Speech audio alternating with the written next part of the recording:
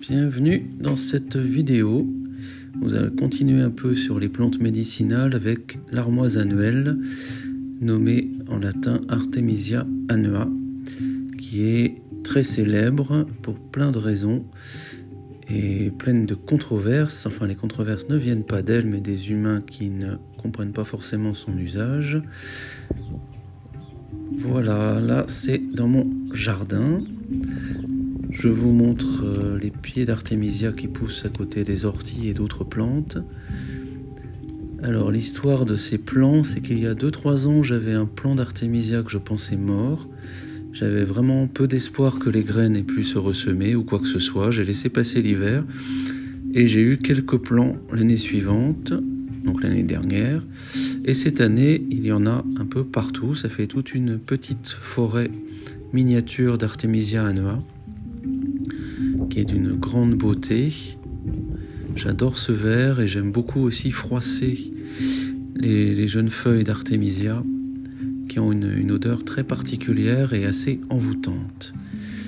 Alors j'ai mis quelques pieds de côté qui seront disponibles pour les gens que je croiserai au long de la saison, enfin en début de saison.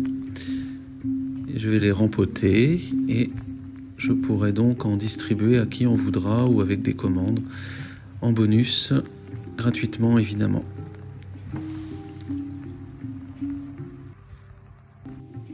D'ailleurs, si vous habitez près de chez moi ou si vous me connaissez et que vous souhaitez des plants, n'hésitez pas à me demander. Alors, les propriétés thérapeutiques de l'armoise annuelle.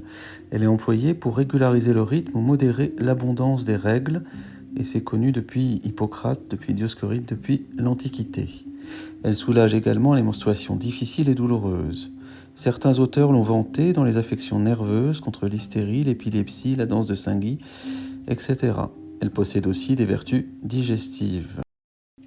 Pour certains, l'armoise aurait été dédiée à Artémis, déesse des bêtes sauvages, protectrice des femmes et des vierges. Pour d'autres, Artémise, reine de Carie et veuve de Mosole. L'une comme l'autre, experte dans les vertus des plantes, s'était fait une spécialité de la gynécologie. Ensuite, je vous montre comment je prépare mes petites tisanes. Je mélange une partie d'armoise, ça c'est la récolte de l'année dernière. Donc je prends des morceaux de feuilles séchées et puis un peu de tige.